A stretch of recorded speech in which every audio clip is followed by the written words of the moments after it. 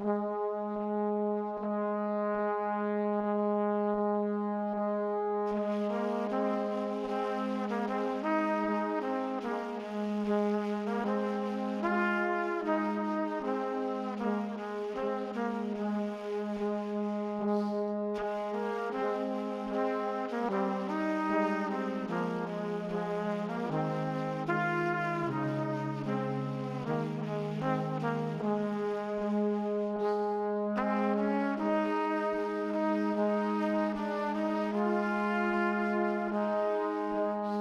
honor of Dr. Martin Luther King Jr., we are reading his I Have Agreed speech, which he delivered on August 28, 1963, at the Lincoln Memorial in Washington, D.C.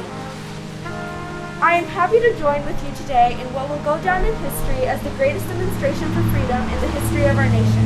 50 years ago, a great American, in whose symbolic shadow we stand today, signed the Emancipation Proclamation.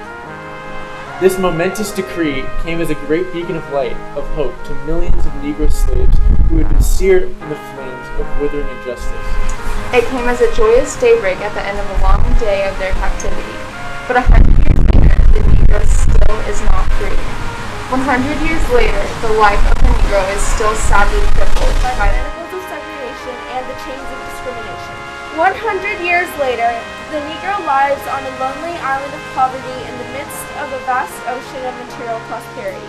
100 years later, the Negro is still languished in the corners of American society and finds himself an exile in his own land. And so we've come here today to dramatize a shameful condition.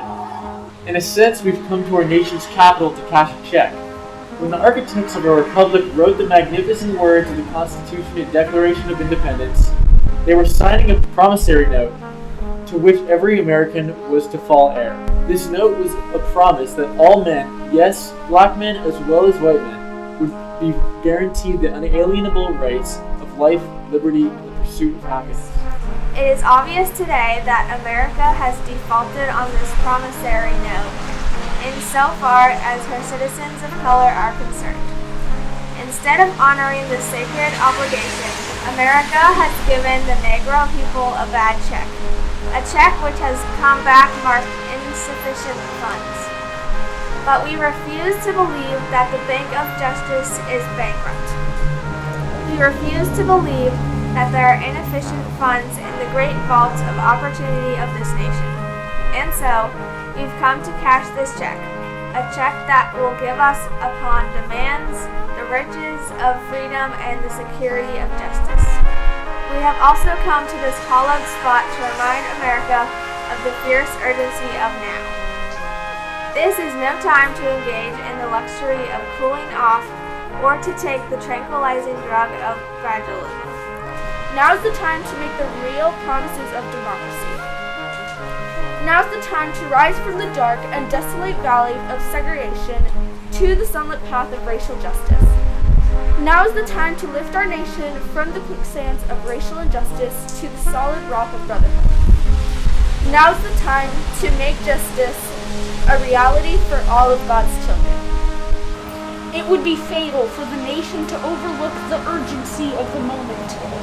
This sweltering summer of the Negro's legitimate discontent will not pass until there is an invigorating autumn of freedom and equality.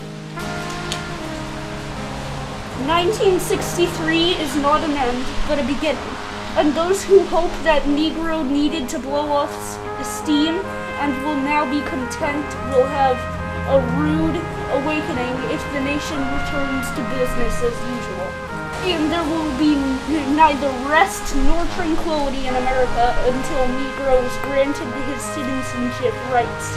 The whirlwinds of revolt will continue to shake the foundations of our nation until the bright day of justice emerges. But there is something that I must say to my people who stand in the learned threshold which leads into the palace of justice. In the process of gaining our rightful place, we must not be guilty of wrongful deeds. Let us not seek to satisfy our thirst for freedom by drinking from the cup of bitterness and hatred. We must forever conduct our struggle on the high plane of dignity and discipline. We must not allow our creative protest to degenerate into physical violence. Again and again, we must rise to the majestic heights of meeting physical force with soul force. The marvelous new military, which has engulfed the Negro community, must not lead us to a distrust of all white people, for many of our white brothers, as evidenced by their presence here today, have come to realize that their destiny is tied up with our destiny. And they have come to realize that their freedom is inextricably bound to our freedom. We cannot walk alone. And as we walk, we must make the pledge that we shall always march ahead. We cannot turn back. There are those who are asking the devotees of civil rights, when will you be satisfied? We can never be satisfied as long as the Negro is the victim of the unspeakable horrors of police brutality. We can never be satisfied as our bodies, heavy with the fatigue of travel, cannot gain lodging in the motels of the highways and the hotels of cities. We cannot be satisfied as the Negro's basic mobility is from a smaller ghetto to a larger one. We can never be satisfied as long as our children are stripped of their selfhood and robbed of their dignity by signs stating, "For whites only." We cannot be satisfied as long as a Negro in Mississippi cannot vote and a Negro in New York believes he has nothing for which to vote. No, we are not satisfied, and we will not be satisfied until justice rolls down like waters and righteousness like a mighty stream. I am not unmindful that some of you have come here out of great trials and tribulations. Some of you have come fresh from narrow jail cells, and some of you have come from areas where your quest for freedom left you. Battered by the storms of persecution and staggered by the winds of police brutality, you have been on the veterans of creative suffering. Continue to work with the faith that unearned suffering is redemption. Go back to Mississippi, go back to Alabama, go back to South Carolina, go back to Georgia, go back to Louisiana, go back to the slums and ghettos of our northern cities, knowing that somehow this situation can and will be changed. Let us not wallow in the valley of despair. I say to you today, my friends, and so even though we face the difficulties of today and tomorrow, I still have a dream. It is a dream deeply rooted in the American dream. I have a dream that one day this nation will rise up and live out the true meaning of its creed. We hold these truths to be self-evident, that all men are created equal. I have a dream that one day the red hills of Georgia, the sons of former slaves and the sons of former slave owners, will be able to sit down together at a table of brotherhood.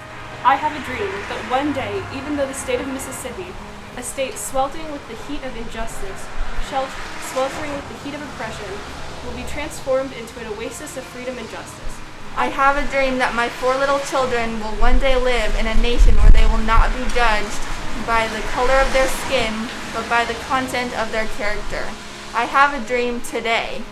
I have a dream that one day down in Alabama, with its vicious racists, with its governor having his lips dripping with the word of interposition and nullification, one day right there in Alabama, little black boys and black girls will be able to join hands with little white boys and white girls as sisters and brothers. I have a dream today. I have a dream that one day every valley shall be exalted, and every hill and mountain shall be made low. The rough places will be made plain, and the crooked places will be made straight. And the glory of the Lord shall be revealed, and all flesh shall see it together. This is our hope, and this is the faith that I go back to the South with. With this faith, we will be able to hew out of the mountains of despair a stone of hope.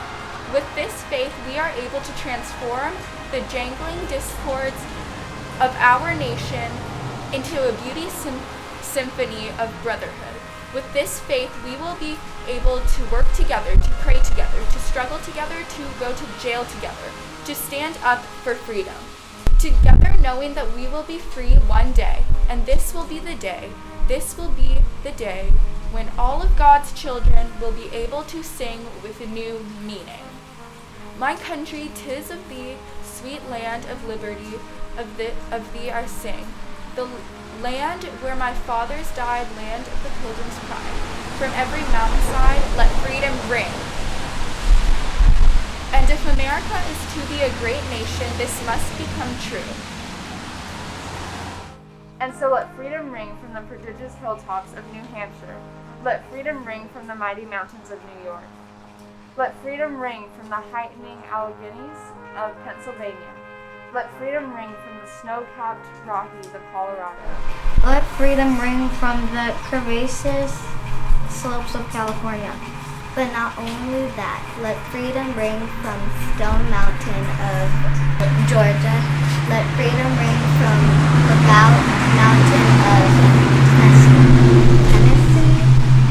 Let freedom ring from every hill and molehill of Mississippi. From every mountainside, let freedom ring. And when this happens and we allow freedom ring, when we let it ring from every village and every hamlet, from every state and every city, you will be able to speed up that day when all of God's children, black men, white men, Jews and Gentiles, Protestants and Catholics, will be able to join hands and sing the words of the old Negro spiritual. Free at last, free at last, thank God Almighty. We are free at last.